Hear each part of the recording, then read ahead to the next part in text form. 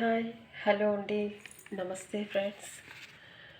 కొండలలో నెలకొన్న కోనేటి రాయడు వాడు, కొండలంత వరములు గుప్పెడు వాడు.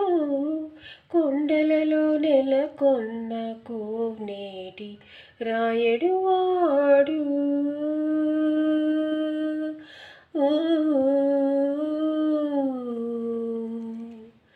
కుమ్మరదాసుడైన కురువరతి నంబి ఇమ్మన్న వరములల్ల ఇచ్చినవాడు.